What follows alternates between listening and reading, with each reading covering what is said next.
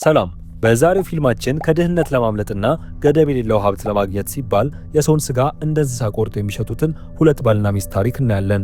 ከመጀመራችን በፊት ግን ሰሞኑን የምለቃቸው ቪዲዮዎች ምንም ቪው እያገኙ ስላልሆነ ይህንን ቪዲዮ ለብዙ ሰው እንዲደርስ ላይክ እንዲሁም ሰብስክራይብ በማድረግ እኔን ማገዝ ትችላላችሁ። ፊልሙ የሚጀምረው ለ20 ዓመታት የስጋ መሸጫ ሱቅ ሲያካሂዱ የቆዩትን ቪንሰንት እና ሶፊ የተባሉ ባልና ሚስትን በማሳየት ነው። ሱቁ ለረጅም ጊዜ ቢቆይም ንግዱ ግን በፍጹም አላደገም። የሚያገኙትም ትርፍ በጣም አነስተኛ ነው። እንዲያውም አብዛኛውን ጊዜ ስጋው ሳይሸጥ ስለሚበላሽ ለኪሳራ ይዳረጋሉ። በሂደትም ሶፊ በዚሁ የማይሳካ የንግድ ስራ በጣም ትሰላቻለች።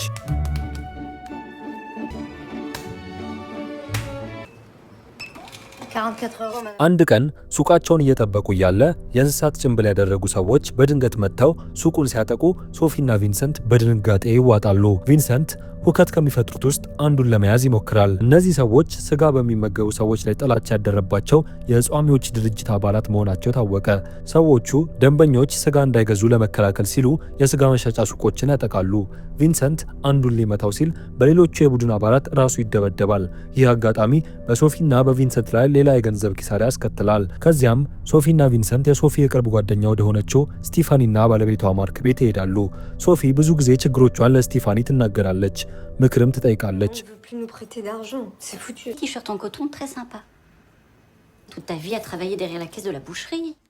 አብረው ምሳ እየበሉ እያለ ስለ ግል ንግዶቻቸው ይወያያሉ። እንደ አጋጣሚ ሆኖ ስቲፈኒና ማርክም እንደ ሶፊና ቪንሰንት የስጋ መሸጫ ሱቅ አላቸው።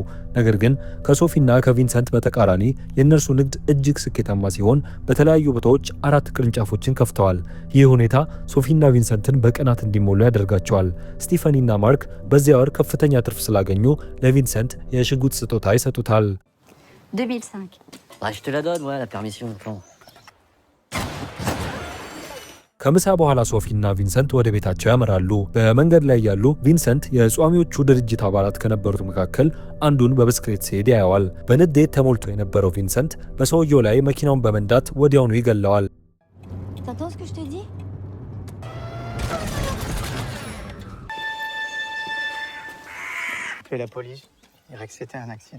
ግድያው በፖሊስ እንዳይደረስበት ሶፊ አንድ ሐሳብ ታመጣለች። የሰውየውን አካል በመቆራረጥ የሰውነት ክፍሎቹን በተለያዩ የከተማው ዳርቻዎች ላይ መጣል። ሶፊ ይህንን ሐሳብ ያገኘችው ስለ አእምሮ በሽተኛ ነፍሰ ገዳዮች ከሚያወራውና በብዛት ከምትመለከተው የዜና ፕሮግራም ነው። ከዝግጅቱ ላይ የብዙ ነፍሰ ገዳዮችን ስምና የወንጀል ዘዴዎች ተምራለች። ከዚያም የሰውየውን ሬሳ ወደ ቤት ያመጡታል። ሶፊም ቪንሰንትን ወዲያውኑ አካሉን እንዲቆራርጠው ታዘዋለች።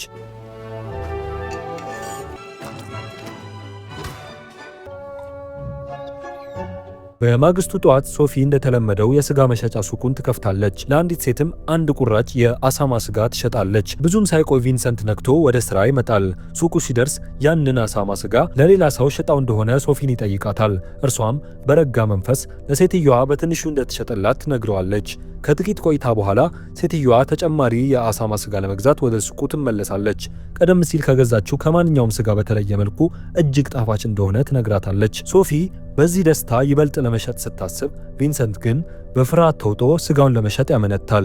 በመጨረሻም በሶፊ ግፊት ቪንሰንት ስጋውን ለሴትየዋ ይሸጥላታል። ሴትየዋ ከመሄዷ በፊት ይህ የአሳማ ስጋ ከየት ሀገር እንደተሰራ ትጠይቃታለች። ቪንሰንትም እየተንተባተበ የኢራን አሳማ እንደሆነ ይነግራታል። ሴትየዋ እንደሄደች ቪንሰንት አሳማው በትክክል ከምን እንደተሰራ እውነቱን ይነግራታል። ቪንሰንት የአሳማ ስጋውን የሰራው ትናንት በገደለው ሰውዬ ስጋ ነበር። ቪንሰንት መጀመሪያ አቅዶ የነበረው ስጋውን ፈጭቶ ቀስ በቀስ በመጣል ሬሳው እንዳይገኝ ለማድረግ ነበር። ሶፊ ግን ስጋውን ለደንበኞች መሸጥ ጀመረች። መጀመሪያ ላይ ቪንሰንት ስጋው መጥፎ ጣዕም ይኖረዋል ብሎ ቢሰጋም እንደ እውነቱ ከሆነ ጣዕሙ እጅግ የሚገርም ነው። ደንበኛዋ የገዛችውን የአሳማ ስጋ በጣም ወዳው ነበር። ሶፊም በጉጉት ራሷ ቀምሳው ስጋው እጅግ ጣፋጭ መሆኑን አመነች። ሶፊ በመቀጠል ማንኛውንም ነገር ከሚመገቡ ሰዎች ይልቅ የጿሚ ሰዎች ስጋ ይበልጥ ጣፋጭ ሊሆን ይችላል የሚል ግምት ያድርባታል። በዚህም ምክንያት ከፍተኛ ትርፍ ለማግኘት ሲሉ የጿሚ ሰዎችን ስጋ የመሸጥ ሐሳብ ታመጣለች። ቪንሰንት ግን እንዴት የሰውን ስጋ ለደንበኞች እንሸጣለን በማለት ሐሳቡን ወዲያውኑ ውድቅ ያደርገዋል። ይሁን እንጂ ክርክራቸውን ከመቀጠላቸው በፊት ያቺ ሴት ስለ ስጋው ጣፋጭነት የነገረቻቸው ሰዎች ሱቁ ድረስ መምጣት ይጀምራሉ።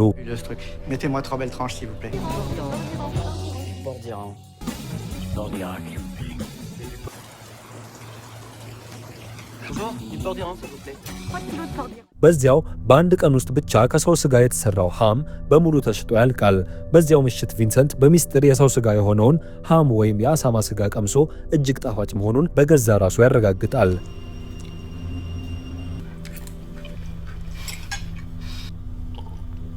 ከዚያም በኋላ ሶፊ ከፍተኛ ትርፍ እንደሚያመጣላቸው በማመን ጿሚዎችን እያደኑ ወደ ሃም ወይም የአሳማ ስጋ የመቀየር ሐሳብ ለቪንሰንት አቅርብለታለች።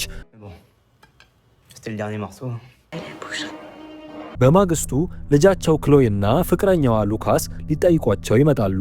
ቪንሰንትና ሶፊ ስጋ በመጠቀም ምሳ ሲያዘጋጁላቸው ክሎይና ሉካስ ለረጅም ጊዜ ጿሚዎች እንደነበሩና ሶፊና ቪንሰንት ያዘጋጁትን ማንኛውን ምግብ ለመመገብ ፍቃደኛ እንዳልሆኑ ይገልጻሉ።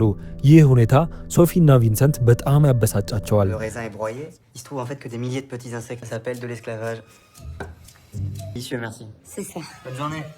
ልጃቸው ከሄደች በኋላ ቪንሰንትና ሶፊ የስጋ አቅርቦታቸውን ለመጨመር ጿሚዎችን ለማደን ይወስናሉ። ወደ አሳማ ስጋ ወይም ወደ ሃም ለመቀየር ተስማሚ የሆነ ሰው ለመምረጥ ወደ አንድ የጿሚዎች ምግብ ቤት ያመራሉ። እዚያ ያሉትን ሰዎች ለረጅም ጊዜ ሲታዘቡ ከቆዩ በኋላ የምግብ ቤቱን ባለቤት ኢላማ ለማድረግ ይወስናሉ። ሰውየው ግዙፍና ወፍራም በመሆኑ ብዙ ስጋ ሊወጣው ስለሚችል ለፍላጎታቸው ፍጹም ተስማሚ ሆኖ አገኙት። ቪንሰንትና ሶፊ ሰውየው ወደ ቤቱ እስኪመለስ ድረስ ይጠብቁታል። Je sais pas, je le sens plus trop en fait. ነገር ግን ሰውየውን የሚገሉበት ቅጽበት ሲደርስ ቪንሰንት በፍርሃት ተውጦ ጥሎ ይሸሻል። Je sais pas, je le sens.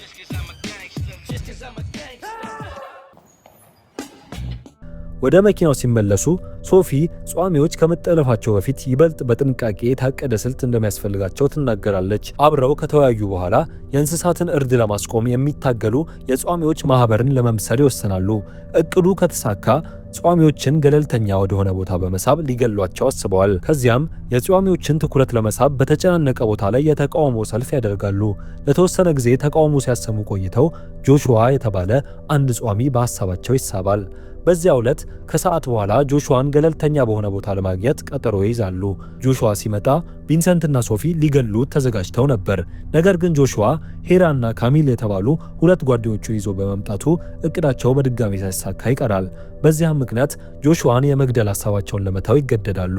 ከዚያም ጆሹዋ ቪንሰንትንና ሶፊን አንድ የስጋ መሸጫ ሱቅ ለማውደም እንደሚተባበራቸው ይጋብዛቸዋል። ጆሹዋ ሄራና ካሚል ቀደም ሲል በቪንሰንትና በሶፊ ከተገደለው ጿሚ ጋር ጓደኛሞች እንደነበሩ ታወቀ።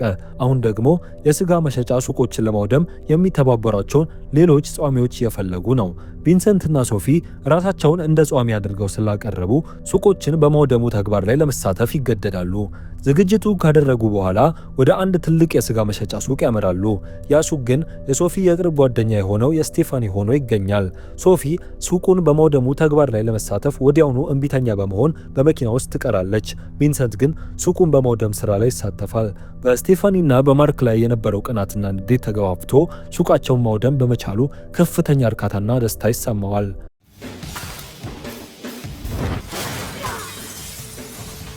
ድርጊቱ ከተጠናቀቀ በኋላ ቪንሰንት ለስቲፈኒና ለማርክ ምንም አይነት ርህራሄ ባለማሳየቱ ሶፊ ትረበሻለች።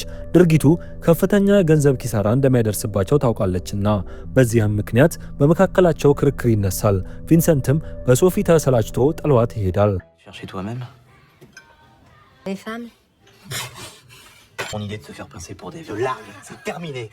ቪንሰንት ጥሏት ከሄደ ከጥቂት ጊዜያት በኋላ አንድ የምግብ ቤት ሰራተኛ ወደ ሶፊ ይጠጋል። ሶፊ ዘወትር ስለምትመለከተው የነፍሰ ገዳዮች የቴሌቪዥን ፕሮግራም ማውራት ይጀምራሉ። ምሽቱ ስለመሸ ሰውየውን ሶፊን ወደ ቤቱ ሊሸኛት ሐሳብ ያቀርባል። ሶፊም ያ ሰው ጿሚ እንደሆነ ትረዳለች። ከዚያም ትሰማውና ሆን ብላ ምላሱን ደም እስከሚወጣው ድረስ ትነክሰዋለች። ደሙን እስኪያጸዳም ወደ ቤቷ ትጋብዘዋለች። ይህንን አጋጣሚ በመጠቀም ሶፊና ቪንሰንት ጿሚውን ሰውዬ ወዲያውኑ ይገሉታል።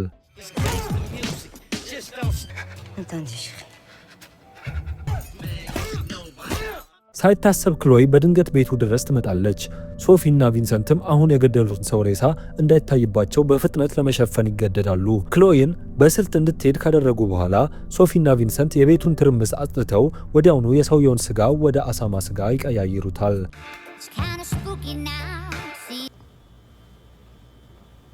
በማግስቱ ጠዋት ሶፊና ቪንሰንት ወደ ስቴፈኒ ቤት እንዲመጡ ይጠየቃሉ። ስቴፈኒና ማርክ በደረሰባቸው የሱቅ መውደም እጅግ አዝነዋል። የደረሰባቸውም ኪሳራ በአጠቃላይ 10,000 ዩሮ ይደርሳል።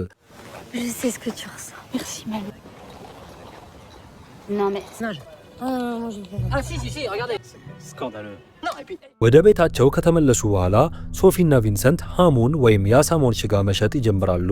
በጥቂት ሰዓታት ውስጥም ሁሉም ተሽጦ ያልቃል። እንዲያውም አንዳንድ ደንበኞች ሳይደርሳቸው ይቀራል። በዚህም ምክንያት ሶፊና ቪንሰንት ጿሚዎችን እያደኑ ስጋቸውን ወደ ሃም ወይም ወደ አሳማ ስጋ መቀየሩን ይቀጥላሉ። በየቀኑ ማለት ይቻላል ጿሚዎችን ለማደን ይወጣሉ። ቀስ በቀስም ሰዎችን መግደል ይለምዳሉ።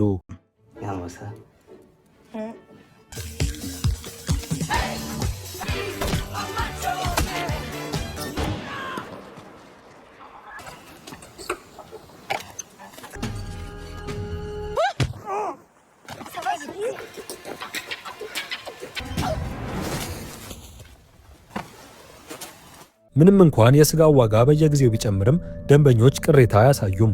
ይልቁንም በየቀኑ ቁጥራቸው ከፍ እያለ አዳዲስ ደንበኞች ሱቃቸውን ይጎበኛሉ። በጿሚዎች የሰው ስጋ ሽያጭ ምክንያት ሶፊና ቪንሰንት ከፍተኛ ትርፍ ያገኛሉ። ቆይተውም ሃሙን ወይም የአሳማውን ስጋ ወደ ስቴፈኒና ማርክ ቤት ይዘው ይሄዳሉ። ሁለቱም በስጋው ጣዕም እጅግ ይደሰታሉ። እየተመገቡ እያለ ግን ማርክ በስጋ ውስጥ አንድ እንግዳ ነገር ያገኛል። ነገሩ ሲታይ የልብ ምት መቆጣጠሪያ መሳሪያ ሆኖ ይገኛል። ሶፊና ቪንሰንት ወዲያውኑ ሰበብ በመፈለግ ለስጋው ጥቅም ላይ የዋለው የኢራን አሳማ የልብ ህመም ኖሮበት መሳሪያው ተገጥሞለት ሊሆን ይችላል ይላሉ። ይሁን እንጂ ስቴፈኒ እንዲህ አይነቱ መሳሪያ በሰው ልብ ውስጥ የሚገጠም መሆኑን ጠንቅቃ ስለምታውቅ ምክንያታቸውን ውድቅ ታደርገዋለች።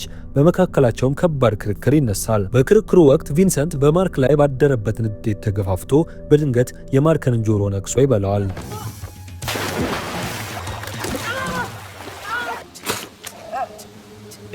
ማርክና ስቴፈኒ ቪንሰንት እንዲህ ያለ አስቀያሚ ድርጊት በመፈጸሙ ይደነግጣሉ። ከጥቂት ቀናቶች በኋላ ሶፊና ቪንሰንት ወደ ሃም ወይም ወደ አሳማ ስጋ የሚቀይሩትን ተስማሚ ሰው ለመፈለግ ወደ አንድ የጿሚዎች ስብሰባ ይሄዳሉ። እዚያ ያሉ ቪንሰንት አንድ ወፍራም ሕፃን ለመግደል ለአፍታ ያስባል። ነገር ግን ወዲያውኑ ሐሳቡን በመቀየር ሶፊን ይዞ ከዚያ ይወጣል። ሕፃን ልጅን መግደል ይቅርታ የማይደረግለት ድርጊት መሆኑን ይረዳል። በዚህ ስብሰባ ላይ በአጋጣሚ ክሎይንና ሉካስን ያገኟቸዋል። ሉካስ እነርሱ የስጋ ሻጭ ሆነው እያለ በጿሚዎች ስብሰባ ላይ በመገኘታቸው በንዴት ይገጥማቸዋል። ረብሻ እንዳይፈጠር በመስጋት ቪንሰንትና ሶፊ ስብሰባውን ጥለው ይወጣሉ።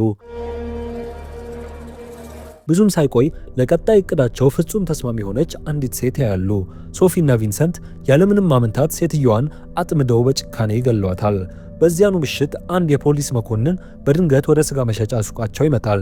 መኮንኑ ዘወትር ከነርሱ ሃም ወይም የአሳማ ስጋ የሚገዛ ደንበኛ ሲሆን ስጋው በእውነት ከአሳማ መሆኑን ለማረጋገጥ ወቅቷል። በተጨማሪ 10 የሚሆኑ ጿሚዎች ስለመጥፋታቸው ብዙ ሪፖርቶች እንደደረሱት ይጠቅሳል። ይህንን የሰማው ቪንሰንትም የፖሊስ መኮንኑ ወዲያውኑ እንዲሄድ ይወተውተዋል። Ce port d'Iran, c'est vôtre, mais on nous a signalé une dizaine de disparitions de véganes. Bonne soirée, M. Pascal. À vous aussi. ከዚያም በኋላ ቪንሰንት የሰዎችን ስጋ መሸጡን ለማቆም እንደሚፈልግ ለሶፊ ይነግራታል። ግድያቸው ፈጥኖም ይሁን ዘግይቶ መታወቁ እንደማይቀርና የጿሚዎች መጥፋት ቁጥር እየጨመረ መሄዱ ፖሊስን ሊያስጠረጥር እንደሚችል ይሰጋል። እንዲሁም ቪንሰንት ራሱ ሰዎችን የመግደል ሱስ እየያዘው እንደሆነና ወደ አእምሮ በሽተኛ ነፍሰ ገዳይነት እየተቀየረ እንደሆነ በማሰብ ይጨነቃል። ብዙም ሳይቆይ ሉካስ ቀደም ሲል ላሳየው ጸባይ ይቅርታ ለመጠየቅ ወደ ቤታቸው ይመጣል። ሰሞኑን የጿሚዎች ድርጅቱ አባላት አንድ በአንድ እየጠፉ በመሆናቸው የት እንደደረሱ ባለማወቁ ሉካስ በሐዘን ተውጧል። በድንገት ሶፊ ሉካስን የመግደል ፍላጎት ያድርባታል። ነገር ግን እርምጃ ከመውሰዷ በፊት ቪንሰንት ሉካስ ወደ ቤቱ እንዲሄድ ያዘዋል። ቪንሰንት የጿሚዎችን የሰው ስጋ መሸጡን እንዲያበቁ በድጋሜ ለሶፊ በጥብቅ ይነግራታል። ከጥቂት ቀናት በኋላ በእውነቱ የሰው ስጋ የሆነው ክምችታቸው ሙሉ በሙሉ ያልቃል። ቪንሰንትም ተጨማሪ ለማምረት ፍቃደኛ አይሆንም። የኢራኑ የአሳማ አርቢ ጡረታ መውጣቱ ምክንያት በማድረግ ስጋው ከእንግዲህ እንደማይገኝ ለደንበኞቹ ያስታውቃል። ደንበኞቹ ይህንን ሲሰሙ ተስፋ ቆርጠው ሱቁን ለቀው ይወጣሉ። ደንበኞቻቸውን ካጡ በኋላ ቪንሰንትና ሶፊ በድጋሜ ይከራከራሉ። በዚህ ጊዜ ቪንሰንት ሶፊ ዘወትር ሰዎችን እንዲገድል የምታደርገውን ግፊት መቋቋም ስለማይችል ጥሏት ለመሄድ ይወስናል።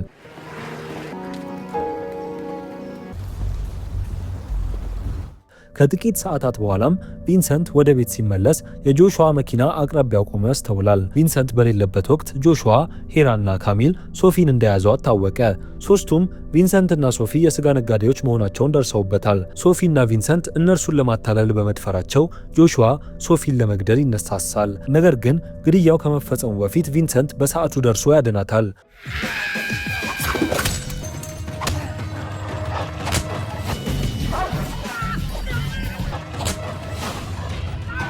ከዚያም ቪንሰንትና ሶፊ ጆሹዋን፣ ሄራንና ካሚልን ይገሏቸዋል።